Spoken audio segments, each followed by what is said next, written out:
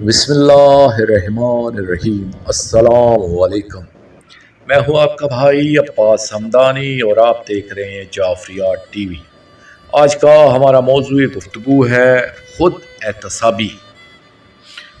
دوستو، جب ہم اپنا احتساب کرتے ہیں اور بعض اعمال اور منفی رویوں کے حوالے سے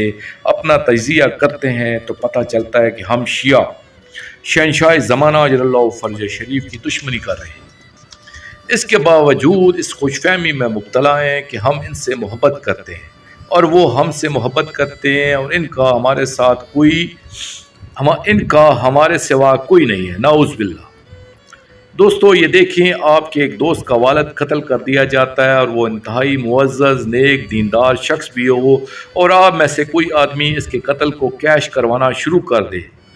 یعنی اس کے قتل کو اپنی سیاست کا ایشو بنا کر اقتدار کے حصول کی کوشش میں مصروف ہو جائے، تو خود سوچیں کہ وہ آدمی اس مقتول کے ورثاء کا دوست ہے یا دشمن۔ آپ یہ بھی دیکھیں کہ کوئی آدمی اس مقتول کے خون کے سودے بازی میں سے اپنا کمیشن مقرر کر کے کوئی اب کام کرنا شروع کر دے، تو کیا وہ اس مقتول اور اس کے پسماندگان کا دوست ہے یا دشمن؟ اگر کسی آدمی کو معلوم ہو جائے کہ بے گناہ کے خون سے ایک تعویذ لکھا جاتا ہے جو انسان کو دولت دنیا سے مالا مال کر دیتا ہے، اور کچھ لوگ جمع ہو کر اس مقتول کے خون کے ایک ایک قطرے کے لیے لڑ رہے ہوں کہ میں بھی لوں گا، اور اس طرح ایک ہنگامہ ہو جائے کہ ہر آدمی دولت مند بننے کے لیے اس کا ایک ایک قطرہ قیمتاً یا جبراً یا چوری کر کے حاصل کرنے میں لگا ہوا ہو، اور اس کے دکھوں پر آنسو بھی بہا رہا ہو اور اس کے خون سے دولت مند بننے کا تعویذ بھی لکھ رہا ہو، تو آپ بتائیں کہ اس کا اس مقتول کے ساتھ کیا تعلق ہے؟ ایک اور مثال دیکھیں، اگر کچھ لوگوں کو یہ بتایا جائے کہ وہ کسی بے گناہ مظلوم کا خون چاٹنے سے اس دنیا میں امیر بھی ہو جائیں گے اور آخرت میں دنیا کے ہر بدترین گناہ کے باوجود جنت میں ضرور جائیں گے، اور وہ لوگ اس مظلوم کا خون چاٹنے کے لیے لڑ جھگڑ بھی رہے ہوں اور ایک دوسرے کو رو رو کر اس کے دکھ بھی سنا رہے ہوں اور فخریہ یہ بھی بتا رہے ہوں کہ میں نے اس مظلوم کا اتنا خون چاٹا ہے، اب آپ خود سوچیں کہ ان لوگوں کا اس مظلوم کے ساتھ کیا رشتہ ہے؟ اگر اس طرح مظلوم کے خون چاٹنے کی ایک دوڑ شروع ہو جائے اور اس میں ہر جائز و ناجائز حربہ استعمال کیا جا رہا ہو، تو آپ بتائیں کہ ان لوگوں کا اس مظلوم کے ساتھ یا اس کے پسماندگان کے ساتھ کیا تعلق ہے؟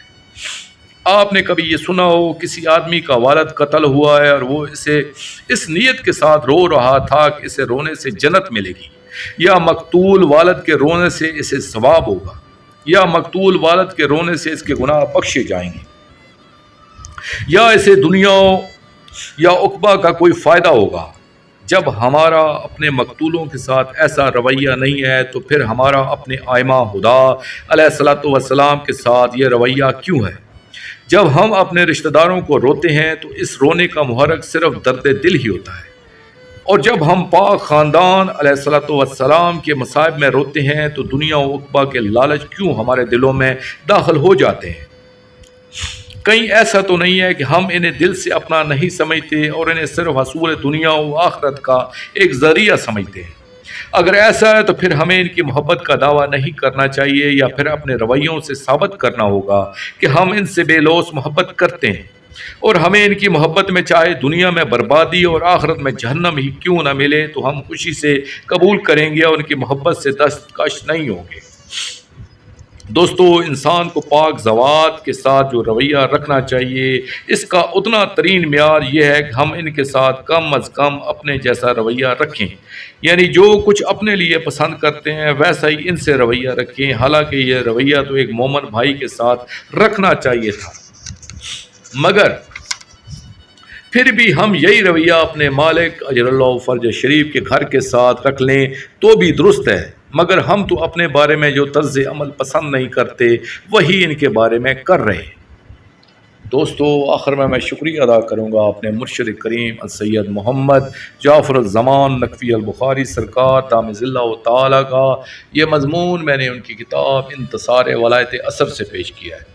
اور آخر میں اپنے پاک شہنشاہ کی بارگاہ میں التجا کروں گا، اللہ جل یا ولی المظلومین اجل اللہ تعالیٰ فرجک و صلوات اللہ علیکہ، یا ربا محمد و آل محمد صلی اللہ محمد و آل محمد، वाजिल फ़रज आल मोहम्मद सल्लल्लाहु अलैहि वसल्लम।